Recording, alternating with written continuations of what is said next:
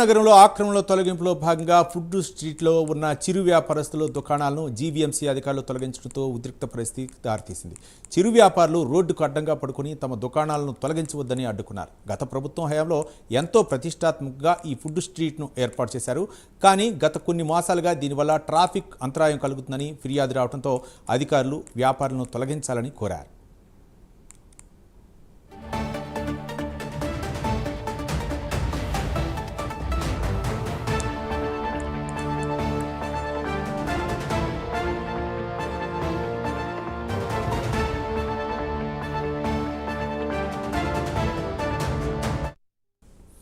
పర్యాటకంగా అభివృద్ధి చెందుతున్న విశాఖ నగరంలో అన్ని తరహాల ఆహారాలు ఒకే చోట విక్రయించే విధంగా ఈ ఫుడ్ స్ట్రీట్ను ఏర్పాటు చేశారు.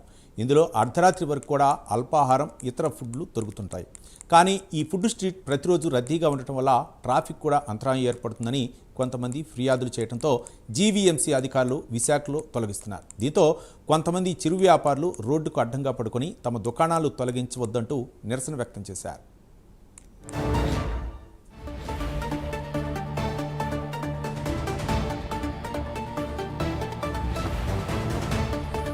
ఇక ఎమ్మెల్యే వంశీకృష్ణ యాదవ్ కూడా ఫోన్ చేసి ఫిర్యాదు చేశారు. ఎమ్మెల్యే అనుమతితోనే దుకాణాలు తొలగిస్తున్నామని జీవీఎంసీ అధికారులు చెబుతున్నారని ఎమ్మెల్యేతో బాధితులు ఫోన్లో చెప్పారు.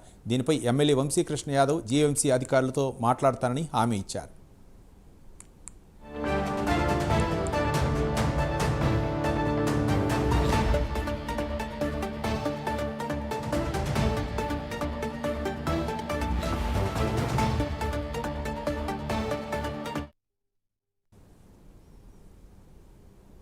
విశాఖలో ఫుడ్ కోర్టులు తొలగింపుపై జనసేన ఎమ్మెల్యే వంశీకృష్ణ యాదవ్ తీవ్ర ఆగ్రహం వ్యక్తం చేశారు. స్థానిక ఎమ్మెల్యేకు సమాచారం లేకుండా షాపులు తొలగించడం చాలా బాధాకరమన్నారు.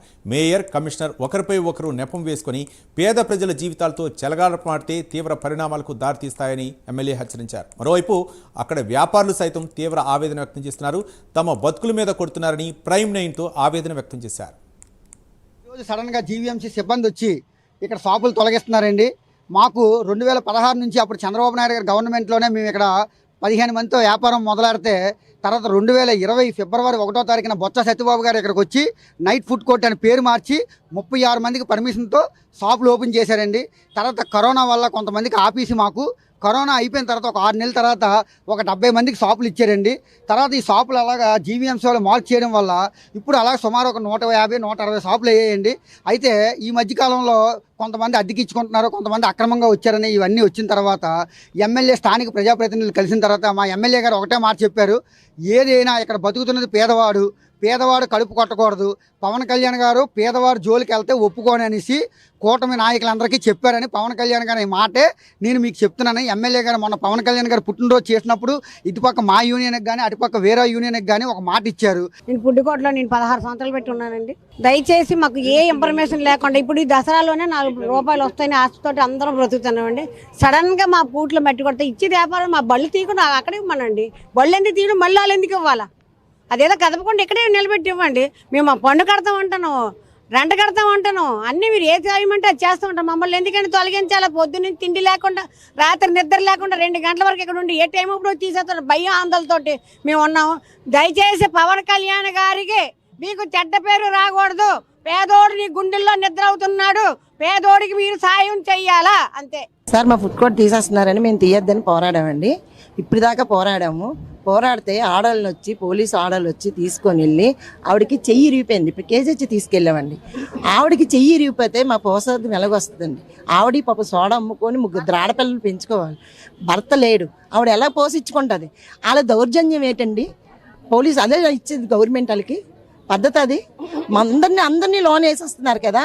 ఏమని అడిగితే నీ పేరేంటి అని మమ్మల్ని అడుగుతున్నారండి. మమ్మల్ని అడిగి మాకు బ్లాక్మెయిల్ చేస్తున్నారండి. ఇది పోలీసు వాళ్ళకి అది మంచిది పద్ధతి కాదండి. అలాగే అడిగామని మా మేము తిరగబడుతున్నారండి. మా షాపులు మాకు కావాలి, మాకు ఇదే జీవనాధికారం. మేము గత కొన్ని సంవత్సరాలుగా ఇక్కడే వ్యాపారం చేసుకొని బతుకుతున్నాం సార్. గత 2.5 ఏడాది క్రితం మా భర్త గారు హార్ట్అటాక్తో చనిపోయారు. నాకు 2 చిన్నపిల్లలు, మా బాబుకి ఆటిజం ఉంది, మాటలు రావు. ఇంకో చిన్న పాప ఉంది. నా తల్లితో పాటు 4గురిని పెంచుకుంటూ ఇంకొక 2 కుర్రోళ్ళకి నేను ఇక్కడ జీవనోపాధిస్తూ గత కొన్ని సంవత్సరాలుగా నేను ఇక్కడ బతుకుతున్నాను. వితౌట్ ఇన్ఫర్మేషన్ కానీ వితౌట్ నోటీస్ కానీ లేకుండా సడన్గా వచ్చి మా షాపులన్నీ తీసేసి మమ్మల్ని ఇలా రోడ్ల పాలు చేసేశారు. మేము ఇప్పుడు రేపటి రోజు కోసం మేము ఎలా ఆలోచించాలి? ఇంట్లో మగదిక్కు లేకుండా మా పిల్లల్ని మేము ఎలా పెంచుకోవాలి?